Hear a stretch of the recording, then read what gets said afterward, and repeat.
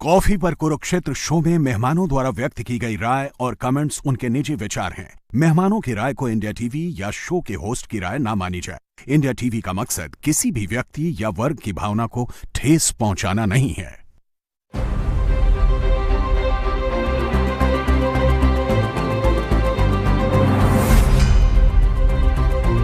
नमस्कार, बहुत स्वागत है आप सभी का आपके प्रोग्राम कॉफी पर कुरुक्षेत्र में। मैं हूं सौरभ शर्मा, आपके साथ रोज की तरह बातें खुलकर करते हैं और वो बताते हैं आपको जो कोई और नहीं बताता।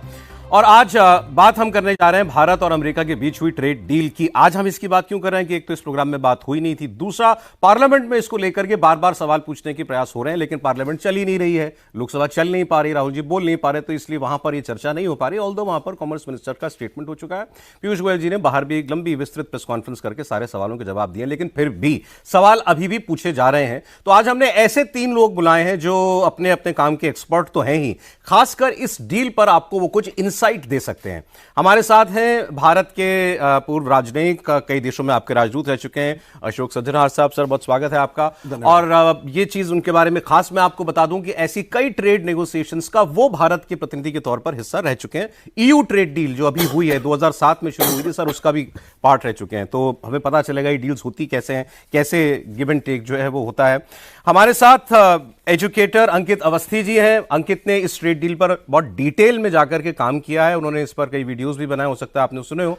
और उनकी खासियत सबसे बड़ी ये है, इसके बारे में जो डिटेल वो देंगे वो एक आम भाषा में आपको समझा सकते हैं हमारे लिए इसमें क्या अच्छा है क्या नहीं, क्या हमने कुछ जरूरत से ज्यादा कंसीड कर दिया अमेरिका को या ये डील ज्यादा हमारे फेवर में, इसकी बात। और फॉरेन पॉलिसी की एक्सपर्ट है हमारे साथ प्रोफेसर अंशु जोशी जी। मैम, बहुत स्वागत आपका भी। और फॉरेन अफेयर्स वो जानती हैं कैसे कंडक्ट होते हैं, और इस डील को लेकर के दुनिया जो है वो इसको कैसे देख रही है, ये अमेरिका के हित में ज्यादा है या भारत के हित में ज्यादा है, क्या हमने ये डील करके वाकई कोई बड़ा काम किया है अपने देश की जनता के लिए, या इसमें रियायतें ज्यादा हैं, ये सारी बातें करेंगे। सर, मोटा मोटा आज हमने कहा कि इसको क्वेश्चन फॉर्मेट में कर लें ताकि सवाल सीधा सवाल और सीधा जवाब आ जाए। 14-15 सवाल हैं अलग अलग, कुछ पॉलिटिक्स से जुड़े हुए हैं, आप में से कोई भी आंसर कर सकता है वो, कुछ इकोनॉमिक अफेयर्स से जुड़े हुए हैं, डील से जुड़े हुए हैं, और कुछ जो हैं वो हमारी एम्प्लॉयमेंट से जुड़े हुए हैं, कुछ तेल से जुड़े हुए हैं। तो मैं शुरुआत में मोटे 4 सवाल है मोटे तौर पर। पहला कि ये हम पहले पे करते थे, ये 50% टैरिफ लगने से पहले 2-3% टैरिफ हमारे एक्सपोर्ट जो अमेरिका में जाते थे, अब वो 18% हो गया। तो ऑपोजिशन कह रहा है इस पर खुश होना चाहिए या ये इस पर विवाद होना चाहिए कि आप 3 से 18 में पहुंच गए। हम खुश हो रहे हैं कि वो 15 से 50 से घटा के 18 हो गया। सवाल नंबर 1। दूसरा, क्या आपने अपने किसानों और पशुपालकों के साथ कोई नाइंसाफी की है? क्या इस सेक्टर को खोला गया है उनके लिए, या ये फुल्ली प्रोटेक्टेड है जैसा सरकार बता रही है? इस पर क्यों विपक्ष को अभी भी अंदेशा है? तीसरा, कि आपने रूस से तेल ना खरीदने का क्या वादा अमेरिका से किया है, क्योंकि वो कह रहे हैं हम नजर रखेंगे और अगर हमने तेल खरीदा भविष्य में तो हम पर वो 25% की पेनल्टी फिर से लग सकती है। और चौथा, आपने ये कमिटमेंट दिया है कि आप अमेरिका से $500 अरब का सामान 5 साल में खरीदोगे, तो ये आप कौन सा सामान खरीदोगे, और क्या ये जो अभी तक हमारा ट्रेड सरप्लस चल रहा था वो खत्म हो जाएगा? मतलब हम नेट एक्सपोर्टर थे, क्या अब हम नेट इंपोर्टर बन जाएंगे अमेरिका के साथ व्यापार में? सर, पहले तो कॉमन सवाल, ये डील जो हुई है, is it a big deal? और दूसरा, क्या ये हमारे फेवर में है? जी, दोनों के बहुत शुक्रिया सौरभ मुझे यहाँ पर आमंत्रित करने के लिए। तो दो आपने प्रश्न पूछे हैं, बहुत महत्वपूर्ण प्रश्न हैं, और दोनों का जवाब मैं हाँ में दूंगा। It's a very big deal, क्योंकि अमेरिका हमारे लिए सबसे बड़ा एक्सपोर्ट मार्केट है, वहाँ पर जो हम निर्यात करते हैं। और ये हमने देखा है, जो कोई भी देश अगर अपना प्रगति करना चाहता है, उत्थान करना चाहता है, बिना एक्सपोर्ट के, बिना ट्रेड के नहीं कर सकता है, तो हमको एक्सपोर्ट करना चाहिए। जैसे आपने बताया, करीब पिछले 2024-25 में 85-86 बिलियन डॉलर का हमारे वहाँ पर निर्यात था, करीब 45 बिलियन डॉलर का वहाँ से आयात था। ये हम केवल ट्रेड इन गुड्स की बात कर रहे हैं, ट्रेड इन सर्विसेज नहीं कर रहे हैं, क्योंकि ये जो बातचीत हो रही है ये ट्रेड इन सर्विसेज की नहीं हो रही है।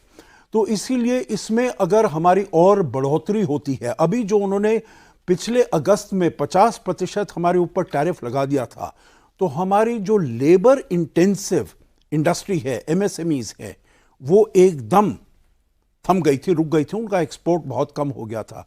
टेक्सटाइल गारमेंट्स देख लीजिएगा, अपैरल देख लीजिएगा, लेदर फुटवेयर देख लीजिएगा, मरीन प्रोडक्ट्स देख लीजिएगा, फिशरीज देख लीजिएगा, जेम्स एंड ज्वेलरी, ये यहाँ पर एकदम वो जो निर्यात था खत्म हो गया था। तो इसका अगर ये 50% से लेकर कम होता है 18%, तो ये बहुत बेहतरी है। एक आपने प्रश्न पूछा था जो पहले 2-3-4% पर जाता था, अब 18%। देखिए, इसमें हमें देखना है हमारी प्रतिस्पर्धा किसके साथ है, हमारा कंपटीशन किसके साथ है। टेक्सटाइल और अपैरल का देखिए तो ये आपका बांग्लादेश और वियतनाम के साथ है, उनका कितना टैरिफ लगा हुआ है, 20% लगा हुआ है। आपका जो जेम्स एंड ज्वेलरी किसके साथ है, वियतनाम और मलेशिया के साथ है, उनका कितना टैरिफ लगा हुआ है, 20% लगा हुआ है।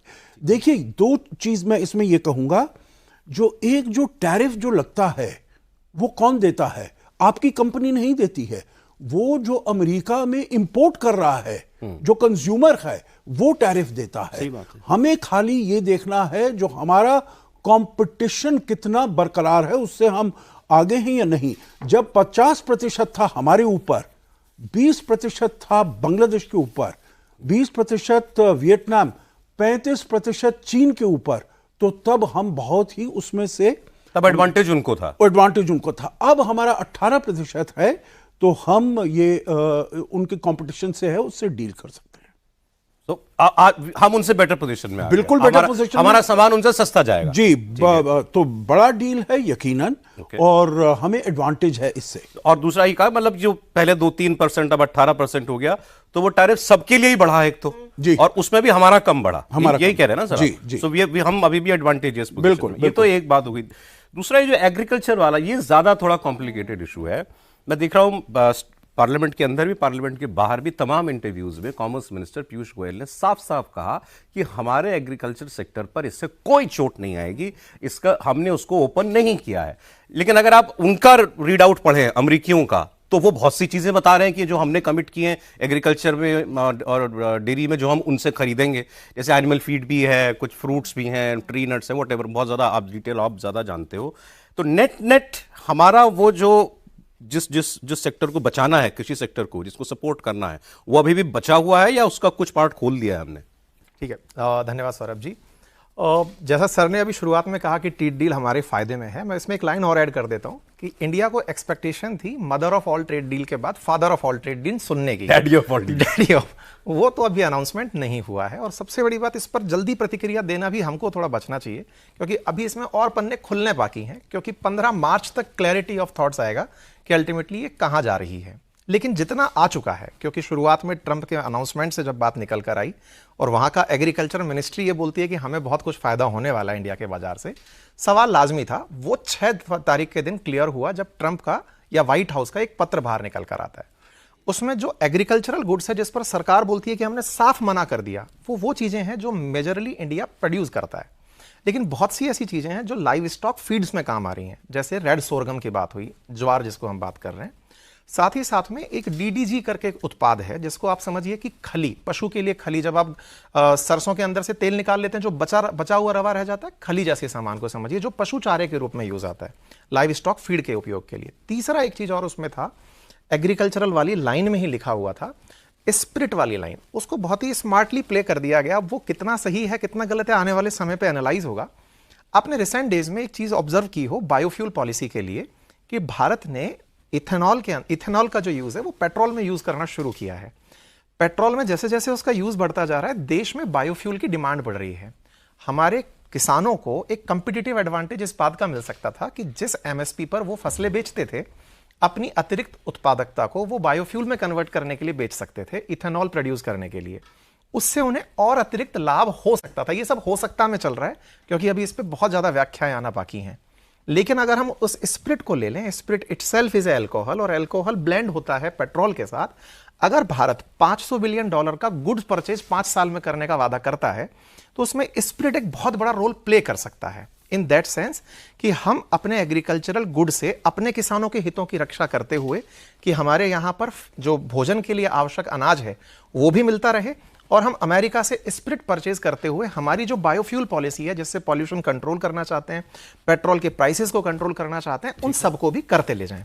तो इन दैट सेंस एग्रीकल्चर में जितना अभी पता चला है उसके ये मायने मैं निकाल पा रहा हूं। मेजर जो हमारा एग्रीकल्चर सेक्टर है वो ओपन नहीं हुआ है, नहीं हुआ है। जो खाद्य पदार्थ सब फल सब्जियां मना है, अनाज मना है, मसाले मना है, अनाज मना है, इनमें कोई एंट्री नहीं है। इंटरेस्टिंग पार्ट है जीएम क्रॉप को लेकर के, जिसके बारे में हम और सर पहले भी बात कर रहे थे थोड़ी देर पहले, कि ट्रंप का जो अपना वोट बैंक है वहां पर मेजरली मक्का पैदा होती है और वो मक्का को अब तक बेचता आ रहा था चाइना में। अभी रिसेंटली अगर आप 5 दिन पहले का अपडेट देखें तो उनके एम्बेसडर ने बांग्लादेश में मक्का भिजवाई है। बांग्लादेश मक्का का इंपोर्टर बन गया, चाइना मक्का के ऊपर रोक के, मेज को रोक के बैठ गया है।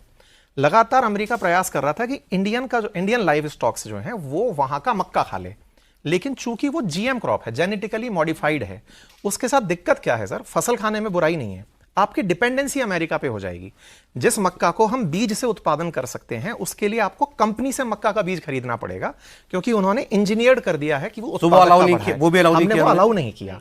हम मक्का पर मना होगा, कॉटन भी हमने अलाउ नहीं किया। वो सारी चीजें जो हमारे किसान पैदा कर सकते हैं और उन्हें कंपनी पर, जैसे हम बीटी कॉटन के बारे में मिनेसोटा जैसी कंपनियों का जिक्र करते थे, उन सब पर साफ इनकार हो गया। एक चीज मैं सुन रहा था, एडिबल ऑयल कोई शायद, हाँ, एडिबल ऑयल के अंदर सोयाबीन ऑयल को लेकर के बात हो रही है। Sir edible oil already India import करता है।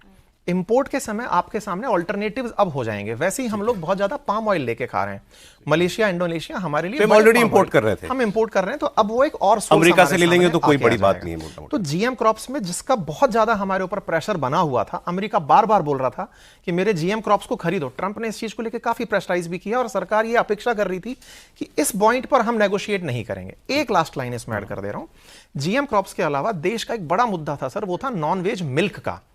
उस नॉन वेज मिल्क पर भी साफ इनकार कर दिया गया है कि डेयरी गुड्स में हम कुछ भी इंपोर्ट्स नहीं करेंगे। तो किसानों के हितों का जो बहुत बड़े सेंसिटिव मुद्दे थे, क्योंकि भारत में पशुपालक और किसान बहुत बड़ी, आधी से ज्यादा हमारी इकोनॉमी को या जनता को या पॉपुलेशन को रिप्रेजेंट करते हैं, हमने उनके हितों को सुरक्षा भी कर ली है। ये पॉइंट है सर एग्रीकल्चर के पॉइंट पे। Agriculture is safeguarded sir. ये क्लैरिटी मिल गई। अब मैं मैम से तेल वाली बात करता हूं, फिर बाकी सारी बातें हो जाएंगी। क्या हमने कोई कमिटमेंट किया है कि हम रूस का तेल नहीं खरीदेंगे? वो कह रहे हैं कि किया है। वो कह रहे हैं कि अभी फिलहाल हम 25% पेनल्टी हटा रहे हैं, हम वॉच करेंगे, इन्होंने फिर खरीदा तो हम फिर लगा देंगे।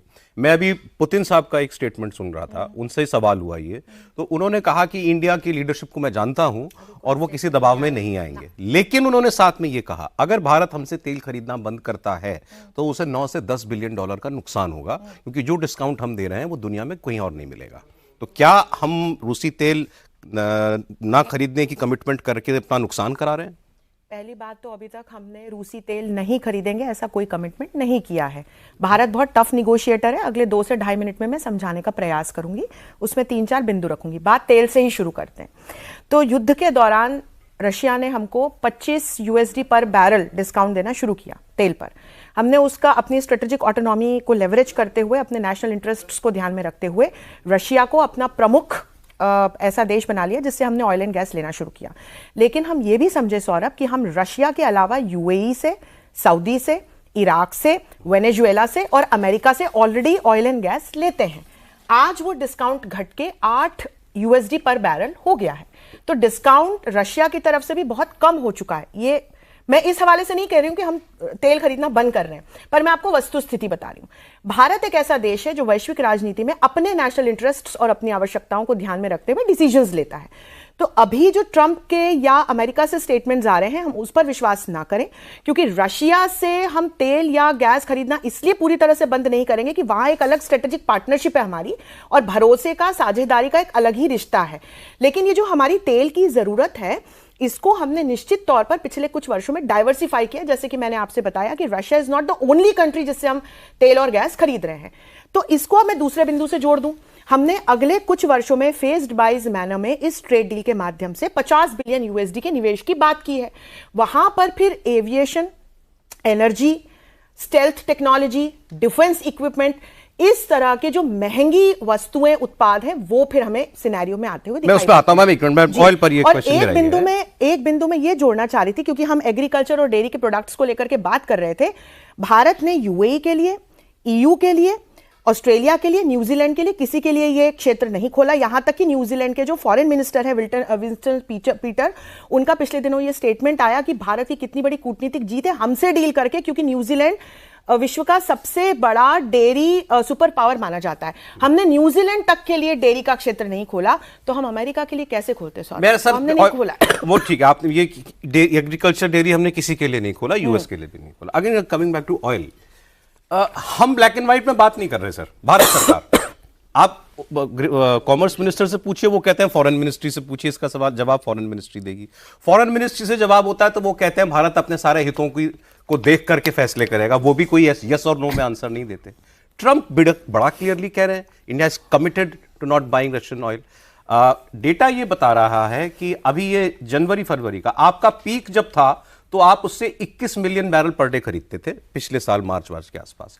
आज वो घट के आ गया है करीब 11.5 मिलियन बैरल पर डे पर, आधा हो गया, आप ऐसा कह सकते हैं। अभी भी हमारा सबसे बड़ा सप्लायर रूसी बना हुआ है।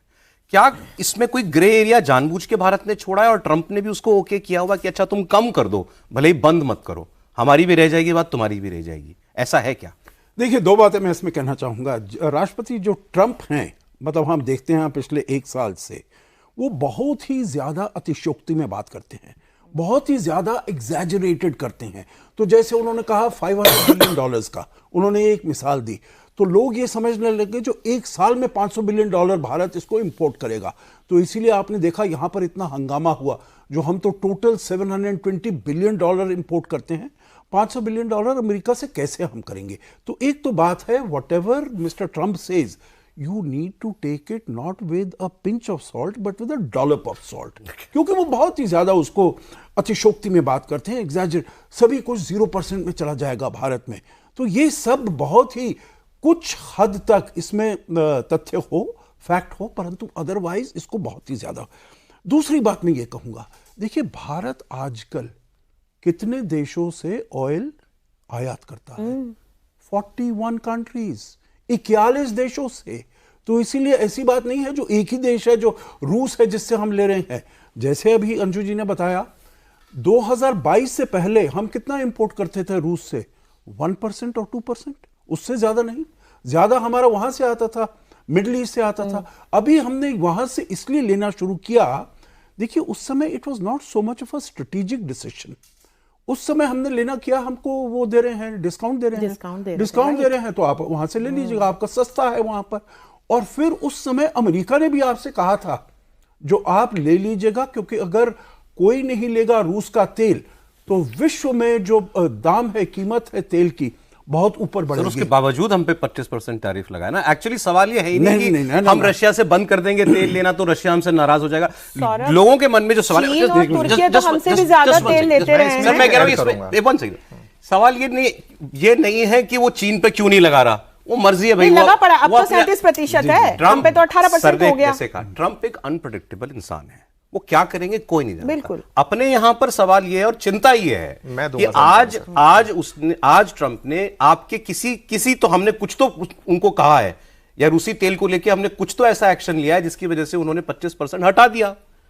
कल को वो लगा नहीं देगा, इसकी क्या गारंटी है? उसके लिए हम क्या करेंगे? जी, आप 1 मिनट दीजिए, मैं उसमें बताऊंगा।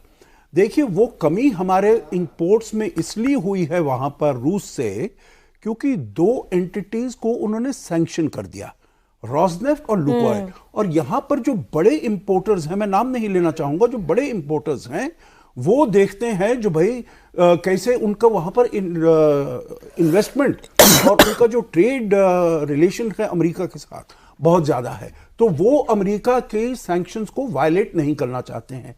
हमने दूसरी बात कही है, जो इसमें गवर्नमेंट नहीं डायरेक्ट करता है हमारी कंपनीज को, जो आप रूस से खरीदो, यूएई से खरीदो, वेनेजुएला से, ये उनके ऊपर पूरी तरीके से निर्भर है। वो प्राइस को देखकर, वो ग्लोबल मार्केट कंडीशंस को देखकर जहां जाना है वो जाएंगे। और वो यहां पर जो 1.4 बिलियन लोग हैं, उनकी जो एनर्जी सिक्योरिटी है उसको ध्यान से रखना, उसको, वो हमारा काम है। अब ये दोबारा नहीं लगेगा सैंक्शन, आप ले रहे हैं ना? ये नहीं, मैं ये कह रहा हूं, देखिए एक और चीज इसमें आपको ध्यान रखनी पड़ेगी।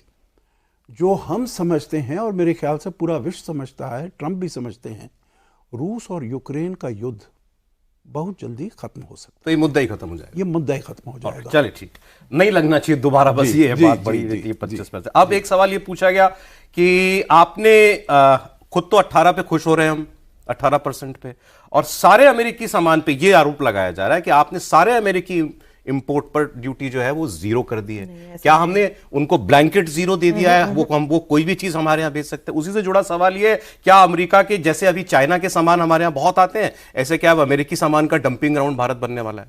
सर जो प्रश्न है उसका तो आंसर 15 मार्च तक के लिए आपको वेट करना पड़ेगा। अभी कोई भी व्यक्ति इस बारे में बोल करके जल्दबाजी करेगा, क्योंकि अभी तक डिटेल डॉक्यूमेंट नहीं आया है। हल्का सा हमें ध्यान देना होगा। 2 तारीख का ट्रंप का अनाउंसमेंट अपनी तरफ से था, भारत की तरफ से नहीं। 6 तारीख को यह क्लैरिटी करना कि 7 तारीख की सुबह 0001 पर भारत पर से 25% सैंक्शनड टैरिफ हट रहे हैं, यह भी उनकी तरफ से अनाउंसमेंट था। 15 मार्च तक जो हम बार बार एक विषय को लेकर के चर्चा कर रहे हैं, मैं उसमें हल्का सा इनपुट देना चाहूंगा, और वो इनपुट ये है सर कि भारत का, जो सर ने अभी बताया, रशिया यूक्रेन युद्ध रुकने के बाद में जो ग्रे एरिया है ना, असल में भारत ने टाइम बाय किया है। मार्च 15 तक का इंतजार इसलिए क्योंकि हम तेल खरीदने पर इनकार नहीं किए हैं। ट्रंप लगातार पुतिन से इस बात के नेगोशिएशन में है कि मैंने इंडिया से ट्रेड डील कर ली है जिसके तहत तुम्हें तेल खरीदने से वो रोक देगा, वो तुम्हारा तेल नहीं खरीदेगा, अब तुम आ जाओ टेबल पर बैठकर कि युद्ध रोक दोगे। इंडिया मानता है कि मार्च तक वो दोनों के बीच में समझौता हो जाएगा, उस पर से जैसे ही प्रतिबंध हटेंगे हमारी मित्रता भी बरकरार रह जाएगी और काम भी चला जाएगा। इस पर इसी मुद्दे पर एक डेटा ऐड कर रहा हूं। उन्होंने बोला है, जो रूस के राष्ट्रपति हैं ज़ेलेंस्की, कि ट्रंप ने जून तक की डेडलाइन दी है। रूस के पुतिन, सॉरी, यूक्रेन के राष्ट्रपति ने, कि जून तक की डेडलाइन हमको दे दी। हाँ, लेकिन सर जो अभी प्रेशर टैक्टिक्स चल रही हैं, जिनको लेके सर ने अभी अपडेट किया, वो यही चल रही हैं। और आखिर में कि पुतिन का कहना कि वो इतना % हमको 8-10 बिलियन का जो लॉस होगा, उसमें मैं एक फैक्ट ऐड करना चाहूंगा। इंडिया ने पिछले 4 सालों में 17 बिलियन का ही प्रॉफिट कमाया है सर, रूस से व्यापार करके। कुल $168 बिलियन का युद्ध के बाद हमने रूस से तेल खरीदा, $17 बिलियन का हमें लाभ हुआ, जबकि अमेरिका से हर साल $41 बिलियन फॉरेक्स हम गेन करते हैं। फॉरेक्स से मतलब हम ट्रेड के अंदर फायदा ले जाते हैं, ट्रेड बेनिफिट सरप्लस में लेके चले जाते हैं। इंडिया के ट्रेड बेनिफिट्स में ये लाइन जुड़नी चाहिए कि 17 बिलियन वर्सेस 45 बिलियन या 41 बिलियन को कहां कंसीडर किया जाएगा। ठीक है, अब जो आखिरी प्रश्न जो आपने अब ऐड कर दिया कि हमारे कितने पदार्थों पे से वो हट गया, 0% रह जाएगा या नहीं। इंडिया के तो 1900 गुड्स ऐसे हैं जो 10 बिलियन के एक्सपोर्ट में आते हैं, जिन पर 0% टैरिफ लगेगा। अच्छा, 1900 गुड्स की लिस्ट है सर, जो 10 बिलियन के एक्सपोर्ट में है आते हैं। अमेरिका के कौन से गुड्स ऐसे हैं जिन पर 0% आएगा, इसकी क्लैरिटी किसी के पास अभी नहीं है सर। लेकिन ब्लैंकेट जीरो है, ऐसा नहीं है? नहीं सर, बिल्कुल हो भी नहीं सकता। देखिए, उसमें एक चीज में अगर आप इजाजत दे सौरभ, उन्होंने कहा है रिड्यूस और एलिमिनेट, ये नहीं कहा है eliminate. India will either reduce or eliminate tariffs on US products, तो इसलिए रिड्यूस आप करिए, 100 से लेकर 90 कर दीजिएगा, रिड्यूस कर दिया आपने। ठीक है, तो इसीलिए ये लेकर नहीं चलना चाहिए मेरे ख्याल से। This is a political angle जो भाई जो शुरू में उन्होंने कहा था राष्ट्रपति ट्रंप ने, एलिमिनेट। और दूसरी चीज भी जो आपने कही थी उसके ऊपर बाद में आएंगे, जो हम $500 बिलियन इंपोर्ट करेंगे, अब कमिटमेंट नहीं है, उसमें है India intends to. Intention is very different, diplomatic भाषा है। नहीं, दिस इज व्हाट आप देखिए लीगल कोर्ट्स में यही चीज आती है। अगर आप कहेंगे जो जाके आपने क्यों नहीं लिया 500, हमने कहा इंटेंशन था, इंटेंशन को हम नहीं कर, उसमें मैं आता हूं। लेकिन आप कह रहे हैं कोई डील, आपने तो डील्स नेगोशिएट किए हैं, कोई डील ऐसे होती है कि साहब आपका सब जीरो, हमारा? अरे नहीं, कभी नहीं होती। ये खाली राष्ट्रपति ट्रंप का अपनी मागा बेस को बताने के लिए, जो जैसे सभी पूरी दुनिया को मैंने फतह कर लिया है, सबके ऊपर मैं हावी हो गया हूं, ऐसे हिंदुस्तान के ऊपर भी मैं हावी। तो ब्लैंकेट जीरो हमने उनको गुड्स पे नहीं किया है। अब एक सवाल आ गया, इलेक्शंस जो होने आपने कहा रिड्यूस, एलिमिनेट और रिड्यूस, तो बात होगी कुछ पे एलिमिनेशन, कुछ पर रिडक्शन, और वो हमारे फायदे के लिए होगा एलिमिनेशन। हाँ, अब सवाल मेरा वो, ये जो आरोप है ऑपोजिशन का, खासकर कांग्रेस पार्टी का, कि आपका जो ट्रेड सरप्लस है उनके साथ करीब कोई 48 बिलियन यूएसडी का, ये मैं बता दूं। हाँ। क्या ये ट्रेड सरप्लस जो है ये खत्म हो जाएगा, कम हो जाएगा, हम क्या नेट इंपोर्टर बन जाएंगे? इसका जवाब हमारे उस डायनामिज्म में है जो हमने डिप्लोमेटिकली शुरू कर दिया था जब हमारे ऊपर प्यूनिटिव टैरिफ लगे थे। हमने 40 देशों को आउटरीच किया, उनके साथ हमने मार्केट एक्सप्लोर किए उनके, और अपने एक्सपोर्ट्स को वहां डाइवर्सिफाई किया, अपने डोमेस्टिक मार्केट को हमने बूस्ट करना शुरू किया। और फिर सौरभ, जब ये ईयू के साथ हमारी मदर ऑफ ऑल डील्स हुई है, इसमें हमारा वहां बायलैटरल देश व्यापार जो है 27 देशों के साथ ईयू के, वो अभी $180 बिलियन है। इसको अगले 3 साल में बढ़ा करके डबल करने की बात है। जब ये डबल हो जाएगा तो अगले 3 साल में वहां से हमको लगभग $100 बिलियन यूएसडी का ट्रेड सरप्लस होगा। ऐसे आकलन उस एफटीए के माध्यम से जब हम बिंदुओं को पढ़ते हैं तो हमें समझ में आ जाते हैं, एक्सपर्ट्स इसके बारे में बात भी कर रहे हैं। इसके अलावा अरब लीग के देशों के साथ 31 जनवरी को न्यू दिल्ली डिक्लेरेशन जो आया है, उसमें अगले 3 सालों में अरब लीग के सदस्य देशों और भारत के बीच में 50 बिलियन यूएसडी का व्यापार अगले 3 वर्षों में किए जाने की बात है। वहां पर भी हम विन विन सिचुएशन में हैं, हम ट्रेड सरप्लस में आएंगे। यदि अभी पहली बात तो अमेरिका के साथ ये ट्रेड डील हो गई सौरभ, मान लीजिए ये नहीं भी होती तो हमने इंतजाम कर लिया था कि फेज्ड वाइज मैनर में अगले 3 साल में अमेरिका से जो हमारा ये 48 बिलियन यूएसडी का लगभग ट्रेड सरप्लस है, हम इसको कैसे दुगना कर लें दूसरे देशों और संगठनों के साथ व्यापार। मैं केवल इंडिया यूएस के रिस्पेक्ट में पूछ रहा हूं, आपको लगता है कि इस अभी भी सरप्लस बना रहेगा? सरप्लस में तो मेरे ख्याल से तभी से कमी आनी शुरू हो गई होगी जब से हमारे ऊपर प्यूनिटिव मेजर्स लगे। नहीं, कम हुआ होगा भाई। आज आप 48 बिलियन डॉलर के फायदे में हो मोटा मोटा, लेकिन अब बना रहेगा, मुझे लगता है बढ़ेगा, पॉजिटिव ही रहेगा, डील के बाद बढ़ेगा, ये ट्रेड सरप्लस पॉजिटिव रहेगा। इसके पीछे के कारण बहुत सारे हैं सर। वो कंज्यूमर इकोनॉमी में काम कर रहा है। अमेरिका को इंडियन गुड्स चाहिए सर, जो सस्ता माल है, बासमती राइस है या हमारी टेक है, हमारे जो प्रोडक्ट्स यहां बनके फार्मास्यूटिकल, जेनेरिक, अपरेल, ये जितने भी कपड़े जा रहे हैं, टेक्सटाइल और अपरेल जा रहे हैं, ये उनका कंज्यूमर है और कंज्यूमर रिटर्न नहीं कर पाएगा उसको। हमको कच्चा माल चाहिए ना सर। विकासशील जब भी अर्थव्यवस्थाएं होती है वो कच्चे माल का केंद्र होती हैं। हम लोग एग्रीकल्चर के केंद्र हैं, टेक्सटाइल में, अपरेल्स में, या फिर हम कोई भी ऐसी चीज बना पाएंगे जो उनके यहाँ पर लेबर बनाने भी निकलेगी तो बहुत महंगी पड़ेगी, तो हमारे एक्सपोर्ट्स ऐड होंगे। सर्विसेज भी जोड़ लें। एक ऐड करें इसमें सर जी। देखिए, उसमें एक चीज ये है, हमारी दोनों की जो इकोनॉमीज हैं, अर्थव्यवस्था है, वो कॉम्प्लीमेंट्री है, कॉम्पिटिटिव नहीं है।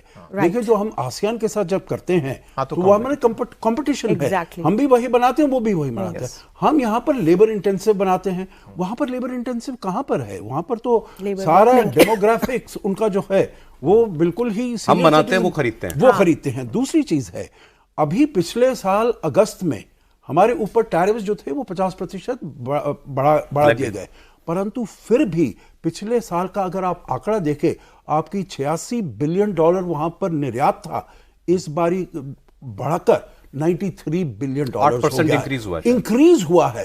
टैरिफ के बनिस्बत, टैरिफ के बावजूद हमारा वहां पर इंक्रीज हुआ है। तो मैं कहता हूं हमारी रेजिलियंस बहुत है। आखिरी बात इसमें मैं ये कहूंगा, हमारी कंपेटिटिवनेस बढ़ रही है। हमने क्यों यहां पर 8 ट्रेड डील्स की हैं, ईयू के साथ, यूके के साथ, एफ्टा के साथ, न्यूजीलैंड के साथ, यूएई के साथ क्यों की है? क्योंकि हमारी कंपेटिटिवनेस बढ़ रही है। और इसीलिए अगला सवाल जो आपका ये होगा, वहां से जो हम आयात कर रहे हैं वो हमारे अपने फायदे के लिए है, क्योंकि हम टेक्नोलॉजी को कर रहे हैं, डेटा सेंटर्स को कर रहे हैं, जो यहां पर बनता नहीं है।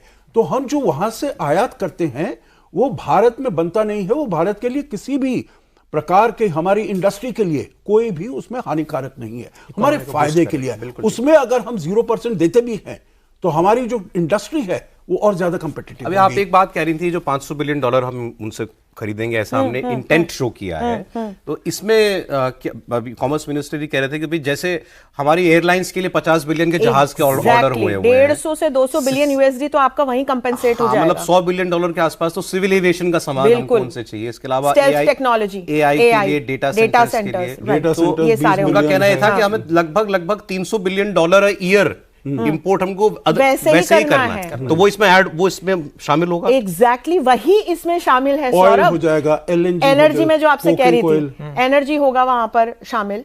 तो इस तरह से यदि हम देखें तो यहाँ भी हमारी डिप्लोमेटिक विक्ट्री है। तो ये हमको अपनी जरूरत के लिए करना ही था, हम पहले ले रहे थे। और ये वेनेजुएला का हार्ड ऑयल है सर, इसको भी थोड़ा सा जोड़ लिया जाए। गाढ़ा तेल होता है, गाढ़ा तेल जो है ना सर, वो हमारी जामनगर रिफाइनरी में बहुत अच्छे से प्रोसेस हो पाता है। दुनिया की बहुत कम रिफाइनरी हैं जो उसको प्रोसेस कर पाती हैं, उनमें से इंडियन रिफाइनरीज इसके लिए बहुत उपयुक्त हैं और वो उसको भी अपने बिल में जोड़ेगा।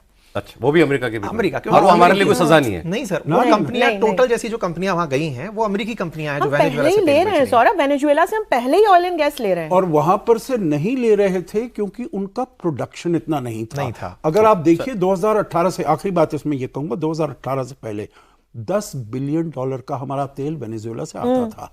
आपकी जामनगर की जो रिफाइनरी है, वर्ल्ड्स लार्जेस्ट रिफाइनरी, वो हेवी क्रूड को रिफाइन करने में। सर, अब इस पर से जुड़ा सवाल एक और फिर ये पॉलिटिकल सवाल है, मतलब अपोजिशन सवाल उठा रही है कि जैसे आपने कहा ये सारे अनाउंसमेंट्स ट्रंप ने की, तुम ईरान से तेल नहीं खरीदोगे, ट्रंप ने कहा, आपने बंद कर दिया। पहले वेनेजुएला से खरीदते थे, उसने कहा नहीं खरीदोगे, हमने बंद कर दिया। अब उसने कहा रूस का नहीं खरीदोगे, आपने कम कर दिया। अब वो कह रहा है वेनेजुएला से खरीदो तो हम खरीदेंगे। वो कह रहा है 500 बिलियन डॉलर का सामान खरीदोगे, हमने कहा खरीदेंगे। तो अपोजिशन कह रहा है कहाँ गई आपकी ऑटोनॉमी, स्ट्रेटेजिक ऑटोनॉमी कहाँ है? नहीं, स्ट्रेटेजिक ऑटोनॉमी बिल्कुल है। देखिए, हम ये देखते हैं जो कहाँ पर से हम काम कर सकते हैं। जब ईरान के ऊपर सैंक्शंस लगाए 2018 में, हमने लेना बंद कर दिया। छोड़ दिया आपने? नहीं, अभी चाबार नहीं छोड़ा, अभी तो आएंगे, देखते हैं उसमें क्या होता है। परंतु 2018-2019 में हमने किया। उन्होंने कहा, उसी समय कहा था 2018 में, हम काटसा लगाएंगे ऊपर, आप S-400 रूस से मत खरीदिए। हमने खरीदना बंद किया? नहीं किया। अपनी स्ट्रेटेजिक ऑटोनॉमी को हमने बरकरार रखा। 2022 में उन्होंने कहा आप तेल लेना बंद कर दीजिए, वहां से आया, यूरोपियन यूनियन से आया, हमने लेना बंद किया? नहीं बंद किया। तो इसीलिए हमारी स्ट्रेटेजिक ऑटोनॉमी बिल्कुल बरकरार है और बहुत तेजी से उसमें बहुत सशक्त तरीके से वो काम कर रही है। तो इसीलिए हम देखते हैं, देखिए जहां तक वेनेजुएला का है, 2023-2024 में भी हमने वेनेजुएला से तेल खरीदा है। मैं आपको एक, अगर आप इजाजत दें, छोटा सा किस्सा बताता हूं। ये जो अभी सिसिलिया रोड्रिगेज हैं, वहां की एक्टिंग प्रेसिडेंट, वो पिछले साल यहां पर आई थी, भारत में आई थी, इंडिया एनर्जी वीक फरवरी 2020 में। She is a great devotee of सत साई बाबा। हाँ, तो बहादुरों भी थे। और मैं उसके बोर्ड के ऊपर हूँ, मैनेजमेंट में हूँ। सो जब वो दिल्ली में थी, शी हैड कम श्री सत साई बाबा के आश्रम में उनको नमस्कार करने, आशीर्वाद लेने के लिए। I had met her there, और उन्होंने कहा हम तो तेल सप्लाई कर रहे हैं, उसमें कोई दिक्कत नहीं है। देखिए, जो भारत इतना ज्यादा मात्रा में वेनेजुएला से तेल नहीं ले रहा है, क्योंकि वहां पर प्रोडक्शन बड़ी कम हो गई है, उसके इंफ्रास्ट्रक्चर में कोई इन्वेस्टमेंट ही नहीं हुआ है। वहां पर करीब 1 मिलियन बैरल होता है, चीन बहुत ले लेता है, भारत उससे अलग ले लेता है। और क्वालिटी ऑफ ऑयल, वेनेजुएला में इंडिया की जो ONGC है, इसकी एक सब्सिडरी है ONGC विदेश, उसका सर बड़ा इन्वेस्टमेंट है। लेकिन वहां के सरकारी जो डिस्टरबेंस था, उसके चलते वो भी तेल निकाल के अपना जो इन्वेस्टमेंट है वो नहीं निकाल पा रही थी। हमारे लिए तो हमारी कंपनियों का लगभग $500 मिलियन का इन्वेस्टमेंट है। अगर वहां से तेल मिलता है तो हमारी कंपनियां वहां से प्रॉफिट कमा के और निकलेंगी। आप कह रहे हैं हमारा पैसा फंसा हुआ था? पैसा फंसा हुआ है सर, इन्वेस्टमेंट है हमारी, वहां पर ऑयल कंपनीज हैं, उसको अगर जब शांति होगी, वहां पर शांति स्थापित होगी, तो तब हमारे कंपनी काम कर लेगी। मैं एक बिंदु जोड़ना चाह रही हूँ।